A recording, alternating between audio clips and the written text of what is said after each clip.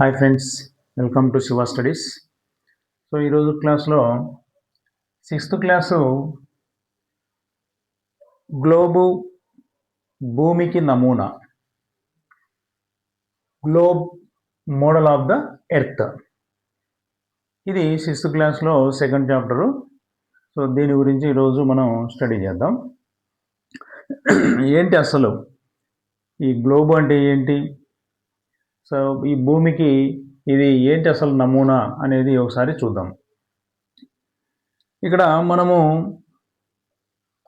ఈ భూమి ఎర్త్ ఏదైతే ఉందో దానికి ఒక షేపు, ఒక ఆకారం తీసుకుంటున్నాం. ఈ యొక్క ఆకారాన్ని మనము గ్లోబ్ అంటాం. అది ఎలా ఉంటుంది ఆకారము అంటే ఇలా ఉంటుంది, ఒక బంతిలాగా ఉంటుంది. ఇది భూమి యొక్క ఆకారము. భూమి యొక్క ఆకారాన్ని మనము ఆ విధంగా తయారు చేసుకుంటాం. షేప్, ఆ షేప్నే మనం ఏమంటామంటే గ్లోబ్ అని అంటాం. ఇదనమాట గ్లోబ్ అంటే. ఇక నెక్స్ట్ ఈ భూమికి ఈ అక్షము ఎలా ఏర్పడుతుంది? సో అసలు అక్షము అంటే ఏంటి? భూమి యొక్క అక్షము అంటే యాక్సిస్, భూమి యొక్క అక్షము, axis of the earth, axis of the earth.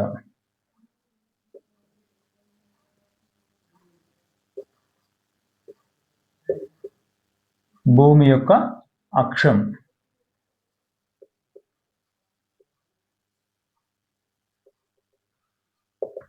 భూమి యొక్క అక్షం. అసలు ఏంటి ఇది అక్షము అని అంటే, ఇప్పుడు మనం భూమి తీసుకున్నాం. భూమి ఎలా ఉంటుంది? రోజు తన చుట్టూ తాను తిరుగుతూ ఉంటుంది. తన చుట్టూ తాను తిరుగుతూ సూర్యుని చుట్టూ కూడా తిరుగుతుంది.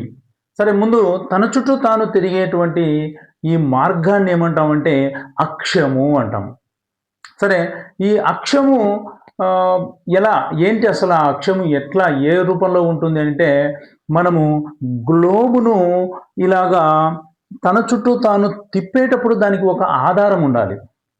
భూమికి అంటే ఆధారం ఎలా ఉంటుంది అంటే, చెప్పాను ఇంతకుముందు క్లాస్లో, అయస్కాంతము అంటే సూర్యుని నుంచి వచ్చేటువంటి మ్యాగ్నెట్, అయస్కాంతం వల్ల సూర్యునికి ఆధారం ఉంది అని చెప్పడం జరిగింది.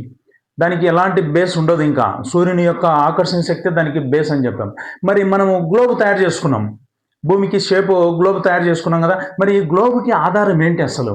ఆధారం అంటే మధ్యలో ఒక సూదిలాగా, మధ్యలో మీరు గ్లోబ్ ఎక్కడైనా టేబుల్ మీద ఎక్కడైనా పెట్టింటారు, ఆఫీసుల్లో కానీ, స్కూల్స్లో కానీ, కాలేజీలో కానీ టేబుల్ మీద గ్లోబ్ ఉంటుంది. దానికి మధ్యలో చూసినట్లయితే ఒక సూది, ఒక శీల మేక్ లాగా ఒకటి ఉంటుంది.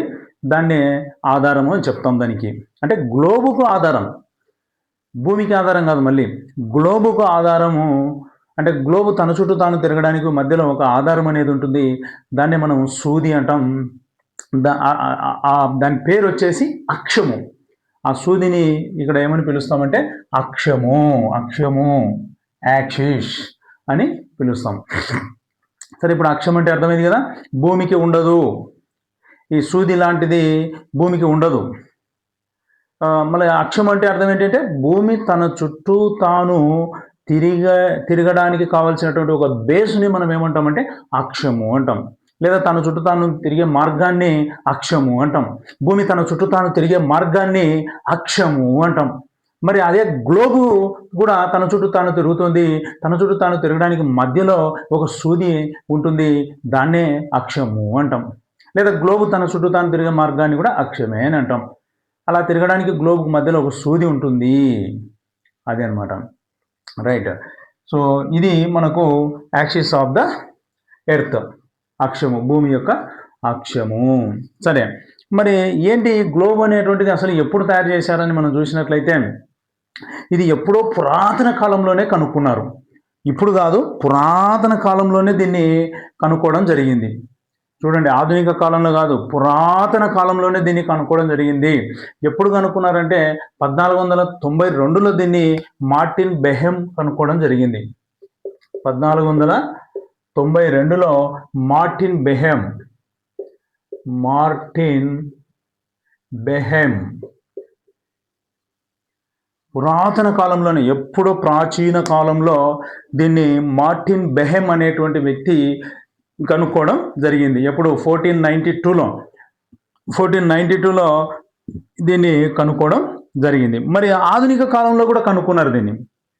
ఆధునిక కాలంలో కూడా ఈ ప్రాచీన కాలంలో ఉన్న గ్లోబ్ కంటే కొంచెం మోడల్గా తయారు చేసి దీన్ని కనుక్కోవడం జరిగింది. ఎప్పుడు కనుక్కున్నారు దీన్ని అంటే కాన్స్టాంటినోపుల్ అబ్జర్వేటర్ నందు దీన్ని కనుక్కోవడం జరిగింది. ఎవరు కనుక్కున్నారు, ఎప్పుడు కనుక్కున్నారని మనం చూసినట్లయితే 1570లో కనుక్కున్నారు. 1570లో ఎక్కడ కనుక్కున్నారు? Constantinople observatory. చూడు, కాన్స్టాంటినోపుల్ అబ్జర్వేటరీ అనే ప్లేస్లో దీన్ని కనుక్కోవడం జరిగింది. ఎప్పుడు? 1570లో కనుక్కోవడం జరిగింది. 1570 అనే ఇయర్లో కనుక్కున్నారు. ఎవరు కనుక్కున్నారు అని మనం చూసినట్లయితే టకీ ఆల్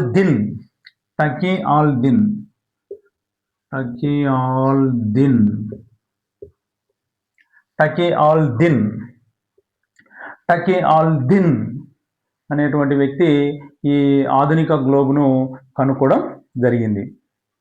చూడండి, టకీ ఆల్ దిన్ ఆధునిక గ్లోబ్ను కనుక్కోవడం జరిగింది. ఏ ఇయర్లో? 1570లో. ఎక్కడ? కాన్స్టాంటినోపుల్ అబ్జర్వేటరీ నందు. అది కాన్స్టాంటినోపుల్ అనేది ఒక ప్లేస్, అది హిస్టరీలో వస్తుంది.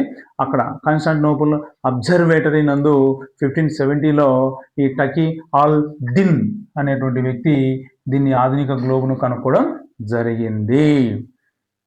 అదే కాకుండా ఇంకా ఆధునిక కాలంలోనే ఇంకొక గ్లోబ్ కనుక్కున్నారు. ఇది కూడా ఆధునిక కాలంలోనే. అయితే ఇది ఎలాంటి అతుకులు లేకుండా కనుక్కున్నారు. గ్లోబ్ తయారు చేసేటప్పుడు ఇక దానికి ఎట్లాంటి అతుకులు లేకుండా కనిపెట్టడం జరిగింది. అట్లా ఆధునిక కాలంలో అతుకులు లేకుండా కనిపెట్టినటువంటి గ్లోబు ఎవరి కాలంలో జరిగిందంటే జహంగీర్ కాలం, అంటే మొఘల్ చక్రవర్తుల కాలంలో జహంగీర్ కాలంలో ఇది రూపొందించడం జరిగింది. కాబట్టి బాగా గుర్తుపెట్టుకోండి, ఎవరి కాలంలో అని అడుగుతాడంతే. జహంగీర్ కాలంలో దీన్ని రూపొందించడం జరిగింది. సరే, ఇంకా ఈ గ్లోబ్ అనేటువంటి పదము అసలు ఎట్లా వచ్చింది, ఎక్కడి నుంచి వచ్చింది, ఏ పదం నుంచి వచ్చింది అని మనం తీసుకున్నట్లయితే గ్లోబస్ అనేటువంటి లాటిన్ పదం నుంచి వచ్చింది. గ్లోబస్ అనే లాటిన్ పదం గ్లోబస్ అనే లాటిన్ పదం నుంచి వచ్చింది. చూడండి, గ్లోబస్ అనే లాటిన్ పదం నుంచి వచ్చింది. మరి ఈ పదానికి మీనింగ్, అర్థము ఏంటి? చూడండి, గ్లోబస్ అనేటువంటి లాటిన్ పదానికి అర్థము ఏమిటి అని మనం చూసినట్లయితే గోళము అని దీని అర్థం. గోళం. మరి ఇంగ్లీష్లో ఏమంటారు దీన్ని అంటే స్పేర్ అంటాం. స్పేర్ అంటాం. అటు బాగా గుర్తుపెట్టుకోండి. గ్లోబ్ అనేటువంటి పదం ఏ పదం నుంచి వచ్చింది అని అంటే గ్లోబస్ అనే లాటిన్ పదము నుంచి వచ్చింది. మరి దాని మీనింగ్ ఏంటి అని చూసినట్లయితే గోళము, ఇంగ్లీష్లో స్పేర్ అని అంటాం.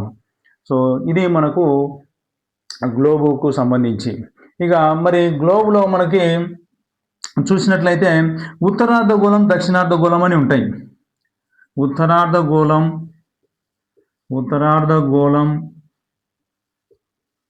దక్షిణార్ధగోళం.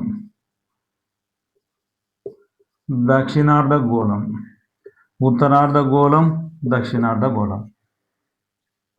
మరి దీన్ని ఇంగ్లీష్లో నార్త్ స్పేర్, సౌత్ హెమిస్ఫియర్ అని అంటాం.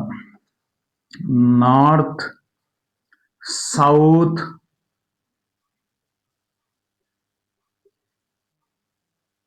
హెమిస్ఫియర్ అంటాం. North south hemisphere. ఏంటి అసలు ఈ ఉత్తరార్ధగోళం, దక్షిణార్ధగోళము అని అంటే మనము ఈ గ్లోబ్ పైన అడ్డంగా గీసినటువంటి రేఖలను మనం లాటిట్యూడ్ అంటాం. అక్షాంశాలు, ఇంగ్లీష్లో లాటిట్యూడ్ అంటాం. తర్వాత తెలుగులో అయితే అక్షాంశాలు అంటాం. సరే, ఇప్పుడు ఇది మనకు మధ్యలో అంటే ఆ భూమిని లేదా గ్లోబ్ను 2 భాగాలుగా చేస్తున్నది ఏమిటి అని అంటే 0 డిగ్రీ. 0 డిగ్రీ అనమాట. సో ఇలా ఉంటుంది 2 అర్ధ భాగాలు. ఇది పై అర్ధ భాగం, ఇది కింది అర్ధ భాగం. ఇది ఆ పై భాగాన్ని మనం ఏమని పిలుస్తామంటే ఉత్తరార్ధ గోళం. కింది భాగాన్ని ఏమని పిలుస్తామంటే దక్షిణార్ధ గోళం. దక్షిణార్ధ గోళం అని పిలుస్తాం. చూడండి, మళ్ళీ పై భాగాన్ని ఉత్తరార్ధ గోళం అంటాం. అంటే 2 అర్ధ భాగాలు చేయాలి. కరెక్ట్ సగం చేయాలి.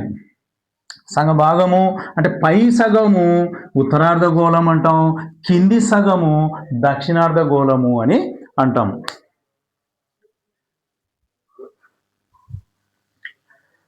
పై సగము ఉత్తరార్ధ గోళము అంటాం, కింది సగము దక్షిణార్ధ గోళము అని పిలుస్తాము. ఇది అనమాట. ఇంకా సరే, బాగా గుర్తుపెట్టుకోండి. ఉత్తరార్ధ గోళంలో మనకి 90 డిగ్రీలు 90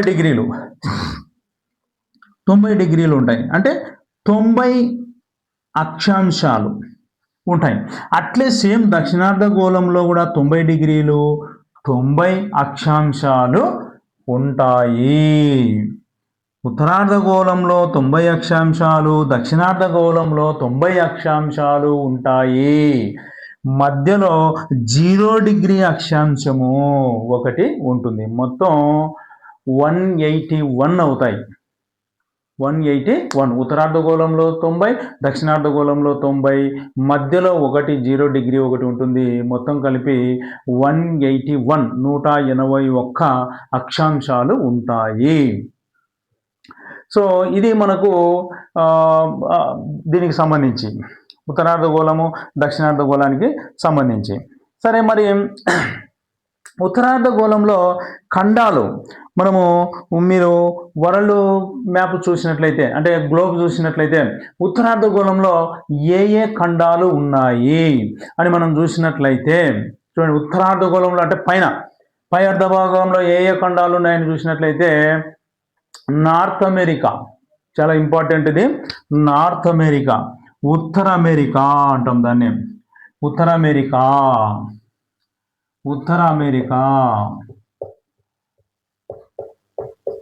నార్త్ అమెరికా.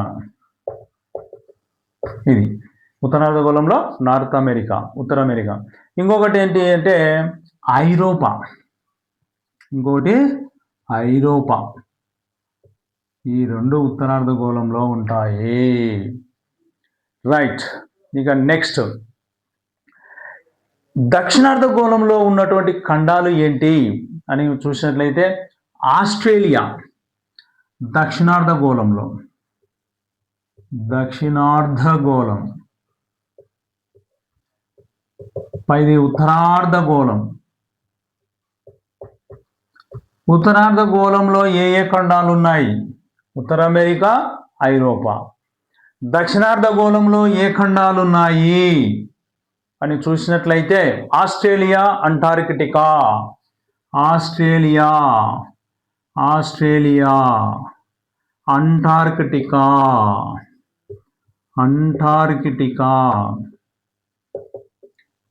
Australia, Antarctica. మరి ఉత్తర దక్షిణ ధృవాలు 2, ఉత్తర దక్షిణ అర్ధగోళాలు అంటే పైన కింద కలిసి ఉన్నటువంటి ఖండాలు ఏంటి? ఉత్తరార్ధగోళములో మరియు దక్షిణార్ధగోళంలో 2 అర్ధగోళాలలో కలిసి ఉన్నటువంటి ఖండాలు ఏవి? First Asia. ఉత్తరార్ధగోళం, దక్షిణార్ధగోళంలో ఉన్నటువంటి ఖండాలు ఏవి అని అంటే ఫస్ట్ది ఆసియా. చాలా ఇంపార్టెంట్. ఉత్తరార్ధగోళంలో ఉంది మరియు దక్షిణార్ధగోళంలో ఉంది ఈ ఆసియా ఖండం. బాగా గుర్తుపెట్టుకోండి. ఇంకోటి ఆఫ్రికా కూడా సేమ్ అంతే. ఉత్తరార్ధగోళం, దక్షిణార్ధగోళంలో ఉంది ఆఫ్రికా. ఇక మూడవది చూడండి, దక్షిణ అమెరికా, సౌత్ అమెరికా, దక్షిణ అమెరికా, దక్షిణ అమెరికా, సౌత్ అమెరికా అంటాం. చాలా ఇంపార్టెంట్. చూడండి, ఉత్తరార్ధగోళములో ఉన్నటువంటి ఖండాలు ఏవి? ఉత్తర అమెరికా, ఐరోపా. దక్షిణార్ధగోళంలో ఉన్నటువంటి ఖండాలు ఏంటి? Australia, Antarctica. మరి ఉత్తర దక్షిణార్ధగోళాలలో రెండిట్లలో కలిసి ఉన్నటువంటి ఖండాలు ఏంటి అని చూస్తే, 1 ఆసియా, 2 ఆఫ్రికా, 3 దక్షిణ అమెరికా. సో ఇది అనమాట. సరే, ఇదే విధంగా సముద్రాలు కూడా అడుగుతున్నాడు. ఉత్తరార్ధగోళంలో ఏ సముద్రాలు ఉన్నాయి, దక్షిణార్ధగోళంలో ఏ సముద్రాలు ఉన్నాయి అని అడుగుతున్నాడు. అవి చూద్దాం. ఉత్తరార్ధగోళంలో, దక్షిణార్ధగోళంలో ఏ ఏ సముద్రాలు ఉన్నాయి అని అడుగుతున్నాడు. అవి చూద్దాం. ఉత్తరార్ధగోళంలో ఉన్నటువంటి మహాసముద్రాలు, సముద్రాలు వేరు, మహాసముద్రాలు వేరు. సముద్రాలు అంటే చిన్నవి అనమాట. మహాసముద్రాలు అంటే పెద్దవి, అంటే ఇంకో సముద్రంతో కలుపుతూ ఉంటాయి. చాలా పెద్దవి అనమాట ఇవి. అందుకే వీటిని ఓషన్ అంటారు. ఇంగ్లీష్లో ఓషన్ అంటారు, తెలుగులో మహాసముద్రము అని అంటారు. సరే, మరి ఉత్తరార్ధగోళంలో ఉన్నటువంటి మహాసముద్రాలు ఏంటి? ఉత్తరార్ధగోళంలో ఉన్నటువంటి మహాసముద్రాలు ఏంటి అని మనం చూసినట్లయితే, ఆర్కిటిక్ ఖండము ఉంది, మహాసముద్రం కూడా ఉంది. బాగా గుర్తుపెట్టుకోండి, ఆర్కిటిక్ ఖండము ఉంది, మహాసముద్రము ఉంది. ఆర్కిటిక్ ఓషన్, ఆర్కిటిక్ మహాసముద్రం, ఆర్కిటిక్ మహాసముద్రం ఒక్కటే. ఉత్తరార్ధగోళంలో ఉన్నటువంటి మహాసముద్రము ఏంటి అంటే ఒకటే. మరి ఇక దక్షిణార్ధగోళంలో ఉన్నటువంటి మహాసముద్రాలు అంటే కింది భాగములో కూడా ఒకే ఒక సముద్రం ఉంది. అదేంటి అంటే అంటార్కిటిక్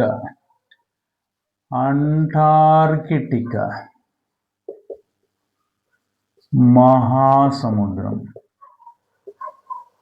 అంటార్కిటిక్ మహాసముద్రం. చూడండి, అంటార్కిటిక్ ఖండము ఉంది, మహాసముద్రము ఉంది. బాగా గుర్తుపెట్టుకోండి. అంటార్కిటిక్ కూడా సేమ్ దక్షిణార్ధగోళంలో అదే పేరు మీద ఖండము ఉంది, అదే పేరు మీద మహాసముద్రం కూడా ఉంది. ఉత్తరార్ధగోళంలో కూడా అదే పేరు మీద ఖండము ఉంది, అదే పేరు మీద సముద్రము కూడా ఉంది. గుర్తుపెట్టుకోండి. ఇక ఒకటే, దక్షిణార్ధగోళంలో కూడా ఉన్న మహాసముద్రం ఒకటే. మరి ఉత్తరార్ధగోళం, దక్షిణార్ధగోళంలో ఉన్నటువంటి మహాసముద్రాలు ఏంటి? ఉత్తరార్ధగోళం మరియు దక్షిణార్ధగోళంలో ఉన్నటువంటి మహాసముద్రాలు ఏంటి అని చూసినట్లయితే, ఫస్ట్ది పసిఫిక్ మహాసముద్రం. చూడండి, పసిఫిక్ అటువైపు ఉంటుంది, ఇటువైపు ఉంటుంది. తూర్పు వైపు ఉంటుంది, పడమర వైపు ఉంటుంది. మీరు గ్లోబ్లో చూసినట్లయితే అవతల ఉంటుంది, ఎందుకంటే రౌండ్ ఉంటుంది కదా. రౌండ్ ఉన్నప్పుడు అవతల కూడా కలుస్తుంది. అందుకని బాగా గుర్తుపెట్టుకోండి. జపాన్ దగ్గర ఉంటుంది, ఇటువైపు ఉత్తర అమెరికా దగ్గర కూడా ఉంటుంది అదే పేరు, పసిఫిక్ మహాసముద్రం అని. ఎందుకంటే ఆ రెండు ఇట్లా ఉంటాయి కదా, గ్లోబ్ ఇట్లా ఉంటుంది కదా రౌండ్. అందుకనే జపాన్కి ఉత్తర అమెరికాకు మధ్యలో ఉంటుంది. బాగా గుర్తుపెట్టుకోండి. ఇది పసిఫిక్ మహాసముద్రం. ఇది ఉత్తరార్ధగోళంలో ఉంటుంది, దక్షిణార్ధగోళంలో ఉంటుంది. కాబట్టి బాగా గుర్తుపెట్టుకోండి, 2 ఖండాలలో ఉన్నటువంటి మహాసముద్రం ఉత్తరార్ధగోళం, దక్షిణార్ధగోళంలో ఉన్నటువంటి మహాసముద్రం ఏంటి అని అంటే పసిఫిక్ మహాసముద్రం. ఇంకో 2 ఉన్నాయి. అవేంటివంటే అట్లాంటిక్ మహాసముద్రం, హిందూ మహాసముద్రం. ఇది మధ్యలో ఉంటుంది. మధ్యలో అంటే ఎక్కడ? బ్రిటన్కి ఉత్తర అమెరికాకు మధ్యలో ప్లేస్ ఉంటుంది. చూసినారో లేదో, ప్లేస్ ఉంటుంది మధ్యలో. ఆ ప్లేసే అట్లాంటిక్ మహాసముద్రం. అట్లాంటిక్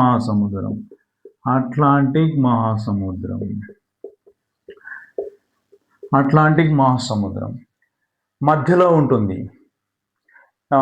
నెక్స్ట్ ఇంకొకటి ఏంది? హిందూ మహాసముద్రం. హిందూ మహాసముద్రం, ఇండియన్ ఓషన్, ఇది మన భారతదేశం కింద ఉంటుంది. భారతదేశం కింద ఉన్నటువంటి అదంతా కూడా మహాసముద్రం, ఇండియన్ ఓషనే హిందూ మహాసముద్రం. హిందూ మహాసముద్రం, హిందూ మహాసముద్రం, హిందూ మహాసముద్రం. సో ఇది మనకు ఉత్తరార్ధగోళం, దక్షిణార్ధగోళంలో ఉన్నటువంటి సముద్రాలు ఏంటి అని చూసినట్లయితే, ఇక నెక్స్ట్ అక్షాంశాలు. అక్షాంశాలు అంటే ఏంటో చూద్దాం. ఈ గ్లోబ్ పైన మనం అడ్డంగా గీసినటువంటి వాటిని అక్షాంశాలు అని అంటాం. అక్షాంశాలు, అక్షాంశాలు, వీటిని లాటిట్యూడ్ అంటాం. లాటిట్యూడ్, లాటిట్యూడ్, ఇంగ్లీష్లో లాటిట్యూడ్స్ అంటాం. ఏంటి లాటిట్యూడ్స్ అంటే భూమధ్య రేఖకు, అసలు భూమధ్య రేఖ అనే దానికంటే ముందు మనము తెలుసుకోవాల్సింది ఏంటంటే గ్లోబ్ పైన అడ్డంగా గీసినటువంటి రేఖలను అక్షాంశాలు అంటాం. ఇలా గీసినవి, ఇది భూమి అనుకోండి, భూమి పైన ఇట్లా అడ్డంగా గీసినటువంటి రేఖలను అక్షాంశాలు అంటాం. మధ్యలో ఉన్నదాన్ని 0 డిగ్రీ అక్షాంశము అంటాం. మధ్యలో ఉన్నదాన్ని ఏమంటాము? 0 డిగ్రీ అక్షాంశము అంటాం. అదే ఇందాక చెప్పాను కదా, పైన ఉన్నటువంటివి 90 డిగ్రీలు అంటే 90 అక్షాంశాలు ఉంటాయి. దక్షిణార్ధగోళంలో అంటే కింది అర్ధ భాగంలో 90 డిగ్రీలు 90 అక్షాంశాలు ఉంటాయి. మొత్తం 181, 01 పైన 90 కింద 90 అంటే 181 మొత్తం. సరే, ఇది వచ్చేసి పైన దాన్ని ఏమంటాం అంటే నార్త్ పోల్ అంటాం. ఉత్తర ధ్రువము, ఇంగ్లీష్లో నార్త్ పోల్, ఉత్తర ధ్రువం అంటాం. ఇంకొకటి మనకు ఈ పైన 66.5 డిగ్రీలు, పైన 66.5 డిగ్రీలు ఒకటి ఉంటుంది.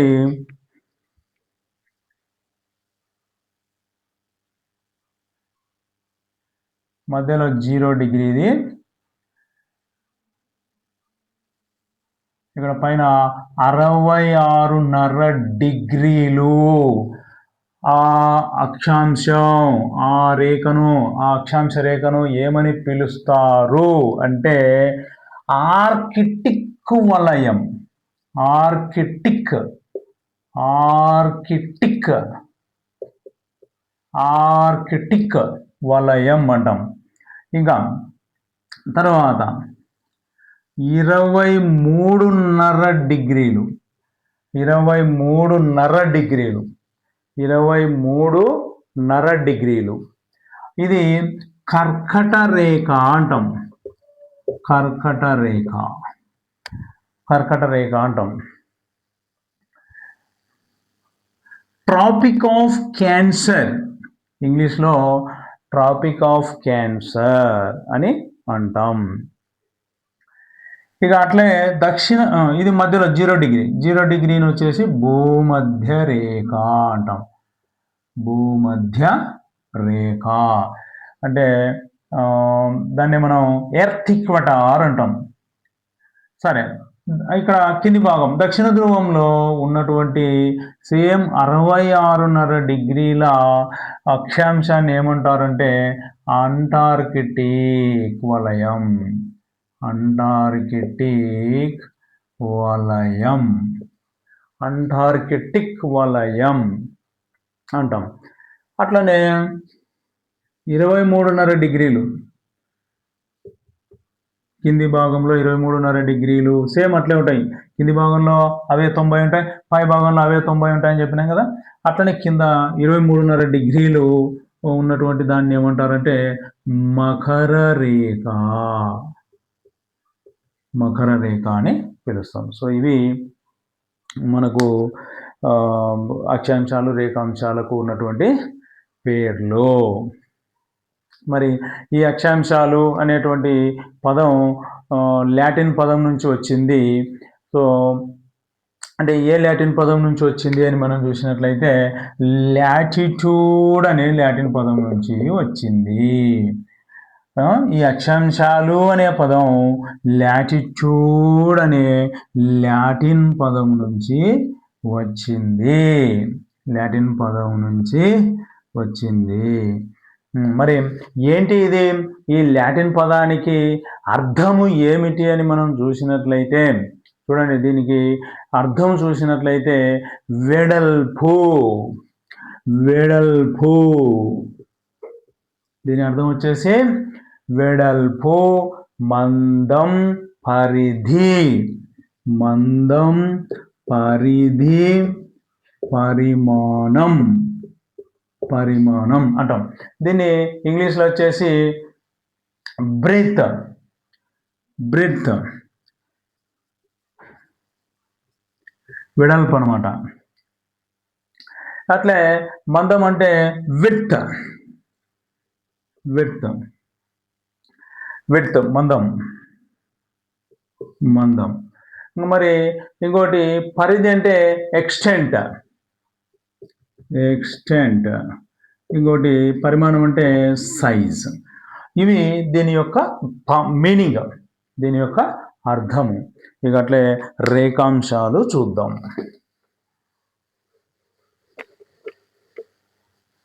రేఖాంశాలు.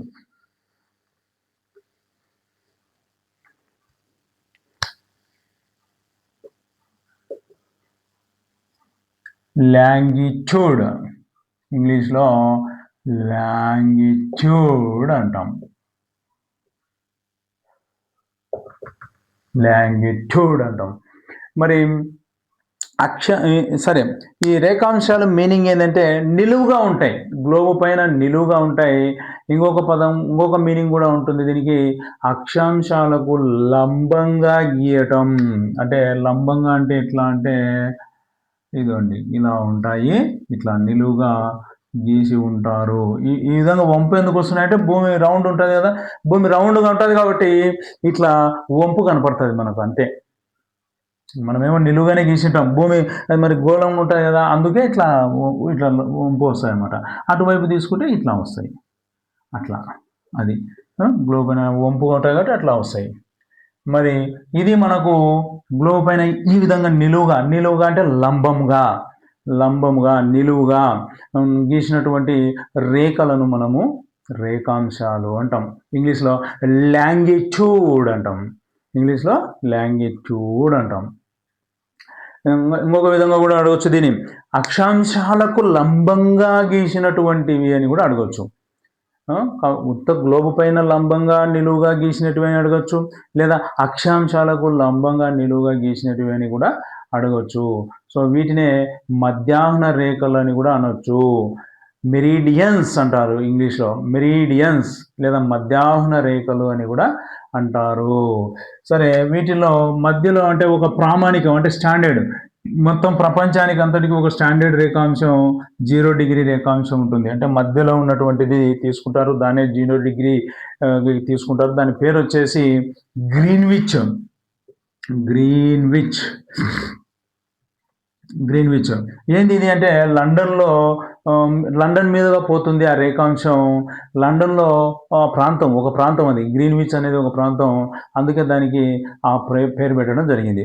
ఎందుకు అదే పేరు పెట్టినారు, వేరే పేరు కూడా పెట్టచ్చు కదా అంటే, ఎక్కువగా లండన్ వాళ్ళు ఏంటంటే ప్రపంచ దేశాలతో సంబంధాలు పెట్టుకున్నారు కాబట్టి అందరికీ తెలిసే విధంగా ఆ లండన్ పేరు తీసుకోవడం జరిగింది. లండన్లో ఉన్న ఆ ముఖ్యమైన పేరు గ్రీన్విచ్ అనే పేరు తీసుకోవడం జరిగింది ప్రామాణిక రేఖాంశానికి. అదనమాట. సో లండన్లో ఉన్నటువంటి గ్రీన్విచ్ రేఖాంశం అనేది మనకు ప్రామాణిక రేఖాంశంగా తీసుకోవడం జరిగింది. అట్లనే ఇంకా అవతల పక్క అంటే ఇక్కడ నుంచి అవతలికి, ఇక్కడ నుంచి అవతలికి, అంటే ఇది తూర్పు సైడు, ఇక్కడ తూర్పు ఈస్ట్, ఇక్కడ పడమర వెస్ట్, ఇటువైపు అటువైపు, మొత్తం అక్కడ తీసుకున్నట్లయితే 180 డిగ్రీ, మొత్తం 180. చూడండి, ఇక్కడ 0 డిగ్రీ నుంచి తూర్పు వైపు తీసుకుంటే 180 ఉంటాయి, ఇక్కడ 0 డిగ్రీ నుంచి అక్కడికి తీసుకుంటే 180 ఉంటాయి. అంటే ఇటు నుంచి పోయినా అటు నుంచి పోయినా 180 రేఖాంశం ఒకటే. అక్కడ 180 ఇక్కడ 180 అనేది మళ్ళీ ఒకటి ఎక్స్ట్రా ఉండదు. మొత్తం ఇటు నుంచి పోయినా 180 ఒకటే అవుతుంది, అటు నుంచి పోయినా 180 ఒకటే అవుతుంది.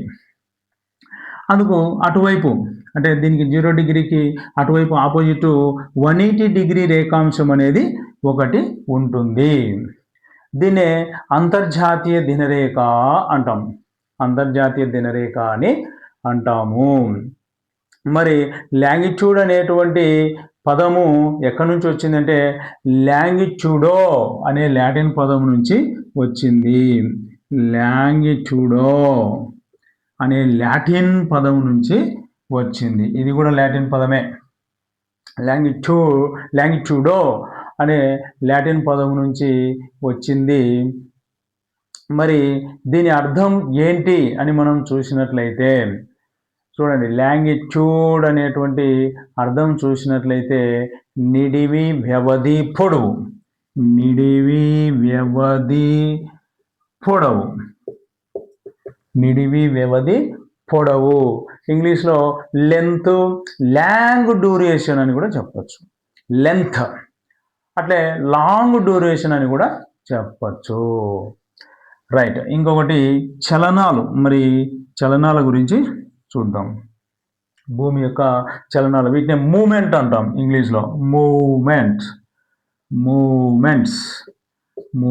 మరి ఏంటి చలనాలు అని అంటే కదలడం. భూమి కదులుతూ ఉంటాయని చెప్పాను కదా. భూమి తన చుట్టూ తాను తిరుగుతూ ఉంటుంది.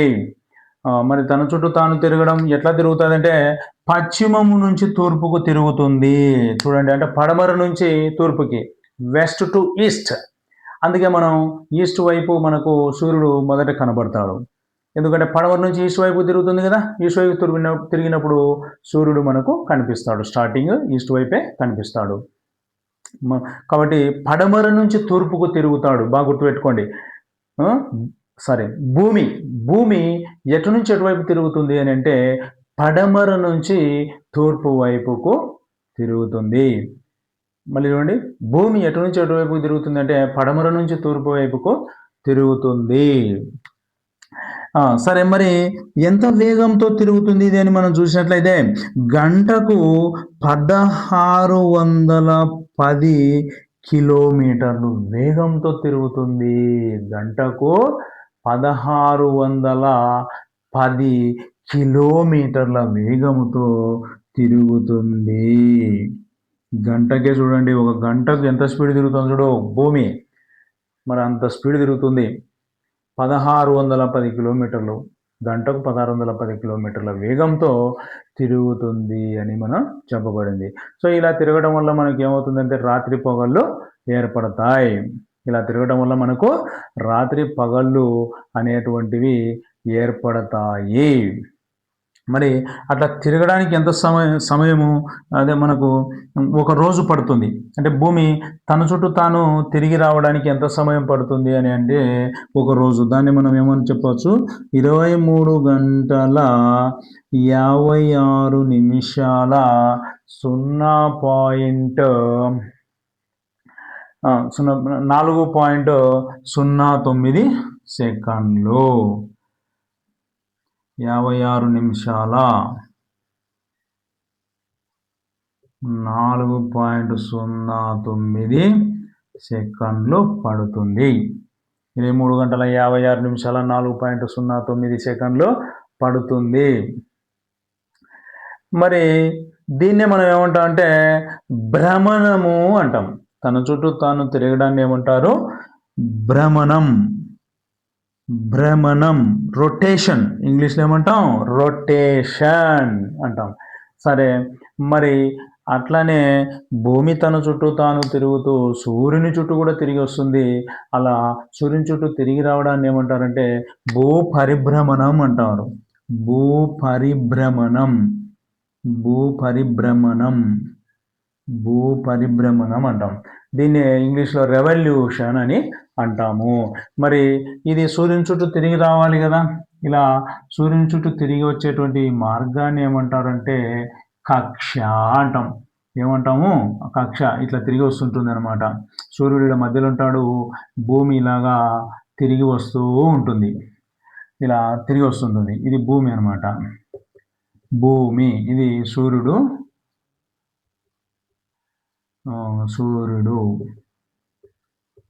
ఇలా భూమి తిరిగి వస్తూ ఉంటుంది.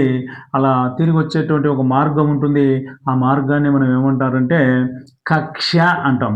ఇది ఇది కక్ష, ఈ మార్గం, ఆ మార్గాన్ని కక్ష అని అంటాం. మరి ఈ కక్షని ఇంగ్లీష్లో ఏమంటారంటే ఆర్బిట్ అంటాం. ఆర్బిట్, ఇది అనమాట. కక్షని ఏమంటారు, ఆర్బిట్ అని అంటాము. ఈ కక్షని మనము ఆర్బిట్ అని అంటాము. చలనాలు. మరి చలనాలు అంటే ఏంటి అంటే భూమి సూర్యుని చుట్టూ తిరిగేటప్పుడు ఏర్పడేటువంటి వాటిని చలనాలు అంటాం. సరే, చలనాలు చూడండి ఒకసారి. సూర్యుని చుట్టూ తిరిగే స్థితిలో మార్పు వస్తుంది. ఇప్పుడు చలనాలు అంటే ఏం చెప్పుకున్నాము, భూమి తన చుట్టూ తాను తిరిగితే అక్షము అని చెప్పినాం. తన చుట్టూ తాను తిరిగేటువంటి మార్గం, దాన్నే భూభ్రమణం, భ్రమణం. తన చుట్టూ తాను తిరగడాన్ని భ్రమణం అంటాం. సూర్యుని చుట్టూ తిరగడాన్ని ఏమంటారు, భూపరిభ్రమణం. భూపరిభ్రమణం. తన చుట్టూ తాను తిరిగితే భ్రమణము అంటాము, సూర్యుని చుట్టూ తిరిగితే భూపరిభ్రమణము అంటాం. కాబట్టి బాగా గుర్తుపెట్టుకోండి, ఇది భ్రమణం, ఇది భూపరిభ్రమణం. భూపరిభ్రమణం అంటే రెవల్యూషన్ అంటాం. సరే, ఇది ఓకే. ఇది ఎట్లా తిరుగుతుంది, భ్రమణము తిరిగేటప్పుడు దానికి మనం చెప్పినాం కదా, అట్లా తిరిగే మార్గాన్ని అక్షము అంటాం. ఆ అక్షము ఈ గ్లోబ్కి మధ్యలో ఒకటి ఉంటుంది సూదిలాగా అని చెప్పడం జరిగింది, అదనమాట. సరే, మరి ఈ భూపరిభ్రమణం చూడండి. భూపరిభ్రమణం సూర్యుని చుట్టూ తిరిగేటువంటి మార్గం. సూర్యుని చుట్టూ తిరిగే మార్గం ఎలా ఉంటుంది, ఇలా ఉంటుంది అని చెప్పినాం కదా. దీర్ఘవృత్తాకారములో ఉంటుంది. దీర్ఘవృత్తాకారములో ఉంటుంది. దాన్ని మనం ఏమంటాం, కక్ష. దీన్నే, ఈ దీర్ఘవృత్తాకారాన్ని కక్ష అంటాం. ఇంగ్లీష్లో ఏమంటారంటే ఆర్బిట్. ఇంగ్లీష్లో ఆర్బిట్ అంటాం. మరి ఈ కక్ష పొడవు ఎంత ఉంది అంటే 965 మిలియన్ కిలోమీటర్లు. 965 మిలియన్ కిలోమీటర్లు. చూడండి, ఈ కక్ష యొక్క పొడవు, ఈ కక్ష యొక్క అంటే ఆర్బిట్ యొక్క పొడవు 965 మిలియన్ కిలోమీటర్లు. సరే, మరి ఇది సూర్యుని చుట్టూ తిరిగి రావడము అంటాం. ఇక్కడ మధ్యలో సూర్యుడు ఉంటాడు, ఇలా సూర్యుని చుట్టూ భూమి ఇలా తిరిగి వస్తుంది అనమాట. ఇలా తిరిగి వస్తుంది. అలా తిరిగి రావడానికి సంవత్సరం పడుతుంది. సంవత్సరం అంటే మనకి ఇక్కడ డేస్ ఎన్ని డేస్ అని అంటే 365 1/4. 365 1/4 అంటే పావు రోజు. 365 రోజుల పావు రోజు పడుతుంది. మళ్ళీ ఈ 1/4 రోజును 4 సంవత్సరాలకు ఒక రోజు కలుపుతారు. 4 సంవత్సరాలకు ఒక రోజు కలిపితే అప్పుడు 366 అవుతాయి. 4 ఇయర్స్కు 366 రోజులు అవుతాయి. సో ఈ వచ్చిన ఒక రోజు అంటే 365 రోజులే కదా మామూలుగా. ఆ 4 సంవత్సరాలకు ఒక డే ఎక్స్ట్రా వస్తుంది. ఆ ఒక రోజును ఫిబ్రవరి నెలలో యాడ్ చేస్తాం. ఫిబ్రవరి నెలలో 29 అవుతాయి. 4 సంవత్సరాలకు ఒకసారి ఫిబ్రవరి నెలకు 29 అవుతాయి. మామూలుగా యాక్చువల్గా ఫిబ్రవరికి 28 ఉంటాయి. ఆ ఒక్క రోజును 4 సంవత్సరాలకు ఒకసారి ఆ ఒక్క రోజును యాడ్ చేస్తాం. అప్పుడు ఫిబ్రవరికి 29 అవుతాయి. దాన్నే లీపు సంవత్సరం అంటాం. లీపు సంవత్సరం అంటాం. 4 సంవత్సరాలకు ఒకసారి ఫిబ్రవరి నెలలో ఒక రోజు ఎక్కువగా కలుపుతారు.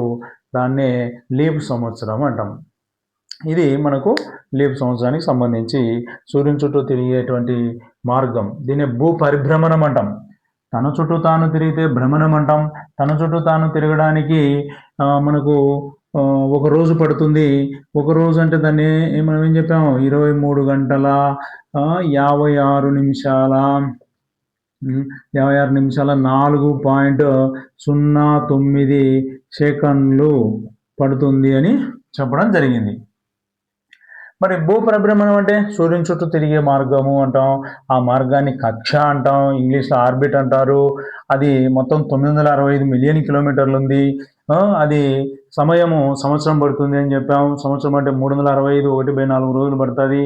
ఈ 1/4ను 4 సంవత్సరాలకు ఒకసారి ఒక వన్ డే అంటే ఒక రోజుగా కలుపుతాము. ఆ ఒక రోజు కలిపితే 366 అవుతాయి. ఆ 4 సంవత్సరాల్లో ఆ ఒక్క రోజును తీసుకుపోయి ఫిబ్రవరిలో యాడ్ చేస్తే అప్పుడు 29 అవుతాయి. దాన్ని లీవ్ సంవత్సరం అని అంటారు. సో ఇదనమాట. ఇంకా ఈ చలనాలది ఓకే. ఇంకా సూర్యుని చుట్టూ తిరిగేటువంటి ఈ మార్గము లో అంటే ఆ స్థితిలో సూర్యుని చుట్టూ తిరిగేటువంటి ఈ భూమి స్థితిలో మార్పు వస్తుంది. ఆ మార్పు ఒకసారి చూద్దాం.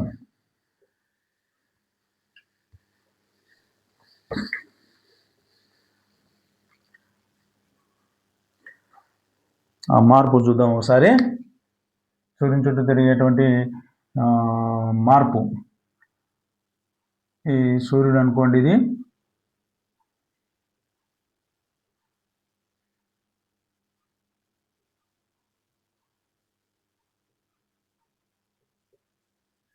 ఇది సూర్యుడు అంటే దీని చుట్టూ తిరిగేటువంటి ఈ మార్గం చూడండి ఒకసారి.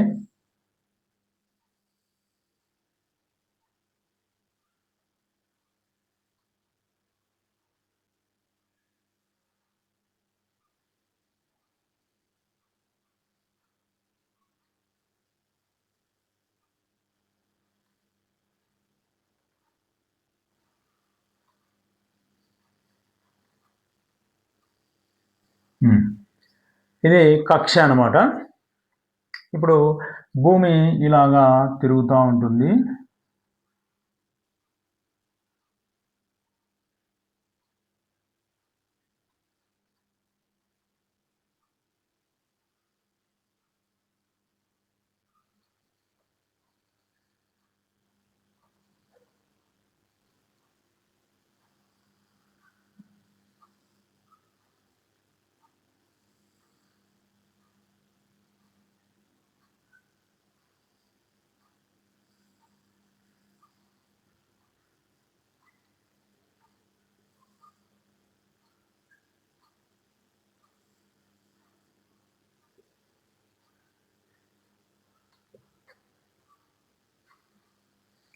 చూడండి, భూమి సూర్యుని చుట్టూ తిరిగే మార్గంలో స్థితిలో మార్పు వస్తుంది. స్థితి మార్పు చూడండి, ఇక్కడ సూర్యునికి దగ్గరగా వస్తుంటుంది, ఇక్కడికి వచ్చేసరికి కొంచెం దూరం అవుతుంది, మళ్ళీ ఇక్కడికి వచ్చేసరికి సూర్యునికి దగ్గర అవుతుంది, మళ్ళీ ఇక్కడికి వచ్చేసరికి సూర్యునికి దూరం అవుతుంది. అంటే స్థితి మార్పు వస్తుంది అనమాట. ఇలా స్థితిలో మార్పు రావటము వల్ల ఋతువులు ఏర్పడతాయి. చూడండి, బాగా గుర్తుపెట్టుకోండి. ఇలా భూమి సూర్యుని చుట్టూ తిరిగేటప్పుడు స్థితిలో మార్పు వస్తుంది. దాని యొక్క స్థితిలో మార్పు వస్తుంది. ఆ స్థితిలో మార్పు రావడాన్ని ఏమంటారంటే ఋతువులు అంటారు. ఋతువులు ఏర్పడతాయి. సరే, ఆ ఋతువులు చూద్దాం. అంటే ఋతువులు అంటే ఏంటంటే వసంత ఋతువు, శరద్ ఋతువు అంటాం అనమాట. అంటే వేసవికాలం, శీతాకాలం అనమాట. సరే, అవి ఒకసారి చూద్దాము. మనకు ఈ భూమి జూన్ 21 ఇక్కడ, ఇది జూన్ 21, ఇది వచ్చేసి డిసెంబర్ 22, ఇది వచ్చేసి మార్చి 21, ఇది సెప్టెంబర్ 23. చూడండి, ఇప్పుడు ఒకసారి మనకు జూన్ 21లో కర్కట రేఖ మీద సూర్యకిరణాలు లంబంగా పడతాయి. ఇది భూమధ్య రేఖ, ఇది పైన కర్కట రేఖ ఉంటుంది. ఈ కర్కట రేఖ పైన సూర్యకిరణాలు లంబంగా అంటే నిలువుగా పడతాయి. ఇది దక్షిణార్ధగోళం. దక్షిణార్ధగోళంలో ఏటవాలుగా పడతాయి. ఉత్తరార్ధగోళంలో లంబంగా పడతాయి కాబట్టి ఇక్కడ వేసవి కాలం ఎక్కువగా ఉంటుంది. ఇంకొకటి ఇక్కడ ఈ ఉత్తర ధ్రువంలో ఆన్నే పైనే కాబట్టి ఇక సూర్యకిరణాలు డైరెక్ట్గా పడుతుంటాయి కాబట్టి 6 సంవత్సరాలు పగలు 6 సంవత్సరాలు రాత్రి ఉంటుంది. అంటే ఇక మొత్తం పైనే అనమాట. ఇంకా మొత్తం పైనే ఉంటుంది కాబట్టి దాదాపు 6 సంవత్సరాలు 6 నెలలు 6 సంవత్సరాలు కాదు 6 నెలలు 6 నెలలు పగటి కాలం 6 నెలలు మనకు చీకటి కాలము ఉంటుంది. సరే ఇక్కడికి వచ్చేసరికి 6 నెలలు పగలే ఉంటుంది జూన్ 21లో ఉత్తర ధ్రువంలో. మొత్తం కాదు ఉత్తర ధ్రువం పై భాగంలో పైన మొత్తం ఈ సూర్యుని వైపే వాళ్ళు ఉంటుంది కాబట్టి మొత్తం అక్కడ పగటి కాలమే కనబడుతుంది. 6 నెలలు పగటి కాలమే ఉంటుంది. అందుకే సూర్యునికి ఎదురుగా వస్తుంది కాబట్టి వేసవి కాలం అంటే వేడిమి ఎక్కువగా ఉంటుంది, ఉష్ణోగ్రత ఎక్కువగా ఉంటుంది. అందుకే ఈ భాగం అంతా ఆ పై భాగం అంతా కూడా ఉష్ణోగ్రత ఎక్కువగా ఉంటుంది, ఎండ ఎక్కువగా ఉంటుంది. అందుకే పగటి కాలం ఎక్కువగా ఉంటుంది. 6 నెలలు పగలని చెప్పాం కదా. ఇక్కడ నుంచి ఇక్కడ వచ్చే కొద్దీ పగటి కాలం తగ్గుతూ ఉంటుంది.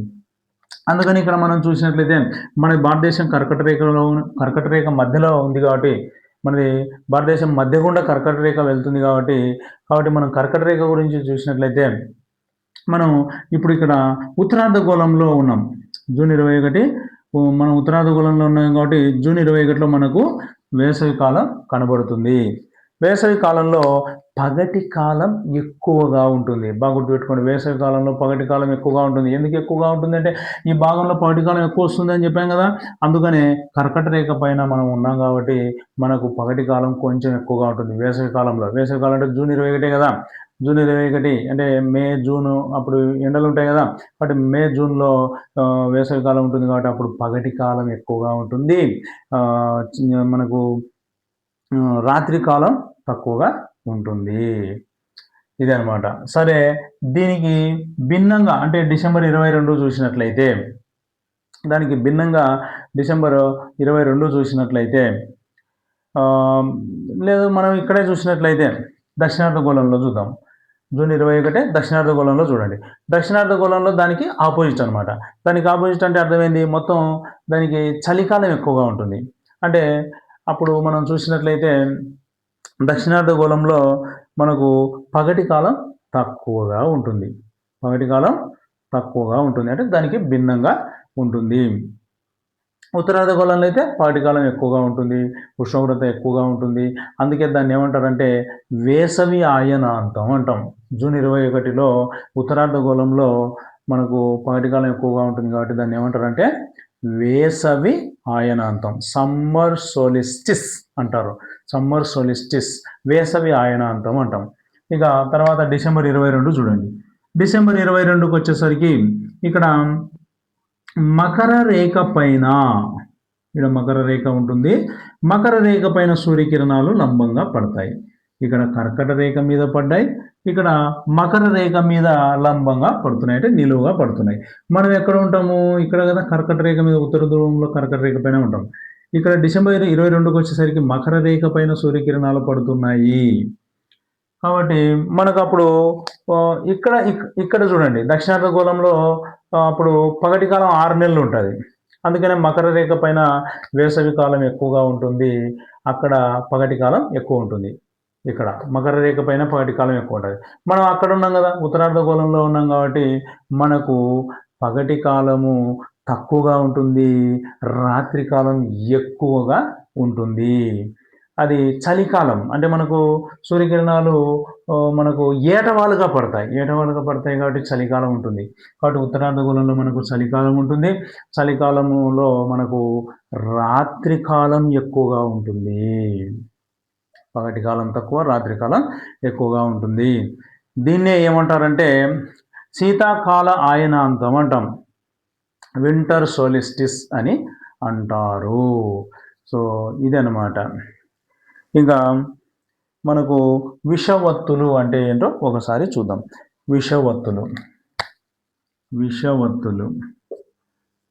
విషవత్తులు అంటే అర్థం ఏంటంటే ఈ మార్చి 21 సెప్టెంబర్ 23 మాత్రం కరెక్ట్గా సైజు అదే విధంగా ఉంటుంది కాబట్టి మనకు రాత్రి పగళ్ళు సమానంగా ఉంటాయి.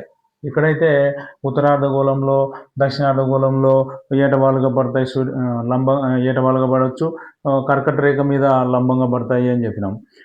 మకర రేఖ మీద ఏటవాలుగా పడతాయి ఇక్కడ. మరి ఇలా పడినప్పుడు డిఫరెంట్ వస్తుంది కదా, పగటి కాలంలో రాత్రి కాలంలో డిఫరెన్స్ వస్తుంది అని ఇందాకనే చెప్పుకున్నాం. కానీ ఇక్కడ మాత్రం ఎలాంటి పగటి కాలం కానీ రాత్రి కాలం కానీ ఎలాంటి తేడాలు రావు. అందుకే అక్కడ పగటి కాలం రాత్రి కాలం సమానంగా ఉంటాయి. ఎప్పుడు మార్చి 21వ రోజు, మార్చి 21వ తేదీ, సెప్టెంబర్ 23వ తేదీ పగటి కాలం కానీ రాత్రి కాలం కానీ కరెక్ట్గా ఉంటుంది. పగటి కాలం రాత్రి కాలంలో తేడాలు ఉండవు. ఎప్పుడు మార్చి 21, సెప్టెంబర్ 23. కాబట్టి బాగా గుర్తుపెట్టుకోండి, మార్చి 21, సెప్టెంబర్ 23 పగటి కాలం రాత్రి కాలంలో తేడాలు ఉండవు, సమానంగా ఉంటాయి. దాన్నే ఏమంటారంటే విషవత్తులు అని అంటాము. సరే, మరి ఈ మార్చి 21 ఉత్తర అర్ధగోళంలో వసంత ఋతువు అంటాం. మార్చి 21 ఉత్తరార్ధగోళంలో వసంత ఋతువు ఉంటుంది, దక్షిణార్ధగోళంలో శరద్ ఋతువు ఉంటుంది. మరి అదేవిధంగా ఇక్కడికి రండి, సెప్టెంబర్ 23కి వచ్చే ఉత్తరార్ధగోళంలో శరద్ ఋతువు ఉంటుంది, దక్షిణార్ధగోళంలో వసంత ఋతువు ఉంటుంది. ఇవి మనకు విషవత్తులకు సంబంధించి. ఇంకా మనకు ఈ గ్రహణాలు అంటే సూర్యగ్రహణం చంద్రగ్రహణము ఏర్పడటం. మరి సూర్యగ్రహణం ఎలా ఏర్పడుతుంది? సూర్యగ్రహణం ఎలా ఏర్పడుతుంది? ఇవి సూర్యగ్రహణం కానీ చంద్రగ్రహణం కానీ ఏర్పడటం ఎలా జరుగుతుందంటే మూడు అంటే ఏంటి? భూమి, సూర్యుడు, చంద్రుడు మూడు ఒకే సరళ రేఖ మీదకి వచ్చినప్పుడు ఏర్పడుతున్నాయి. ఈ మూడు కూడా ఒకే సరళ రేఖ మీదకి వచ్చినప్పుడు ఈ గ్రహణాలు అనేటువంటివి ఏర్పడతాయి. సరే, ముందు మనం సూర్యగ్రహణం చూద్దాం. సూర్యగ్రహణంలో ఇది ఎర్త్ అంటే భూమి. ఇటు భూమికి అటు సూర్యునికి మధ్యలో చంద్రుడు రావటం. అటు సూర్యునికి ఇటు భూమికి, అంటే ఎర్త్ అంటే ఎర్త్కి సూర్యునికి మధ్యలో చంద్రుడు రావటం అంటే మూన్. చంద్రుడు వస్తాడు. ఈ రెండింటి మధ్యలో చంద్రుడు వచ్చినట్లయితే అప్పుడు సూర్యకిరణాలు భూమి మీద పడకుండా ఈ చంద్రుడు అడ్డం వస్తాడు. అప్పుడు మనకు దాన్నే సూర్యగ్రహణం అంటాం. సూర్యుడు కనపడాడు కాబట్టి దాన్ని సూర్యగ్రహణం అంటాం. ఇంకా నెక్స్ట్